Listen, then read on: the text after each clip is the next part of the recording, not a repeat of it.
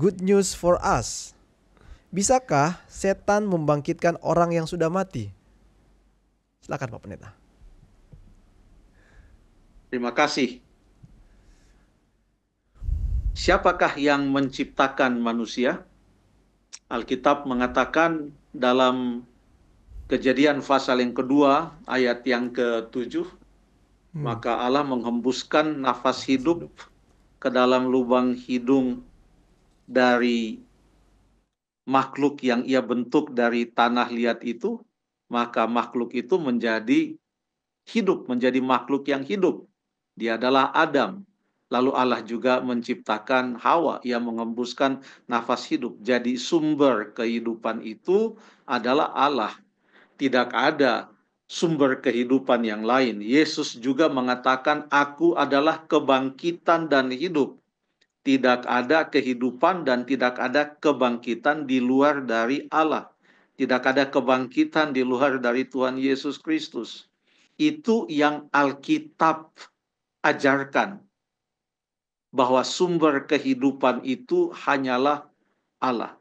Yesus mengatakan, "Akulah jalan dan kebenaran dan hidup." Yohanes 14 ayat 6. Dia katakan juga dalam Yohanes 11 ayat 25. Ini ayat-ayat yang sudah biasa kita baca, jadi saya sebutkan begitu saja. Dia juga katakan dalam Yohanes 11 ayat yang ke-25, "Akulah kebangkitan dan hidup." Jadi setan tidak bisa membangkitkan orang mati atau memberikan kehidupan kepada orang yang sudah mati. Ya. Sebenarnya ini berawal dari kitab Kejadian, di mana di situ dikatakan Allah menciptakan manusia, lalu kemudian Allah katakan kepada Adam dan Hawa, "Janganlah engkau makan dari buah pohon yang dilarang itu, pengetahuan tentang yang baik dan yang jahat, sebab pada saat engkau memakannya, maka engkau atau kamu akan mati." Tapi yang setan katakan apa? Kamu tidak akan mati. Itu yang dia katakan. Nah, untuk mendukung dia punya pernyataan, kamu tidak akan mati, maka dia harus membuat suatu ajaran yang lain yang mengatakan bahwa roh itu tidak akan mati. Supaya pernyataannya itu benar.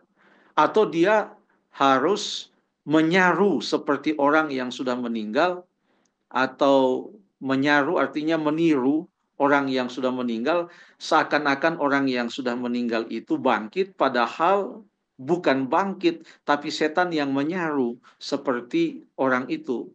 Ada cerita dalam Alkitab, tidak usah kita baca semua. Sudah pernah 2 atau 3 kali kita bahas ini waktu bicara tentang kebangkitan atau tentang roh orang mati.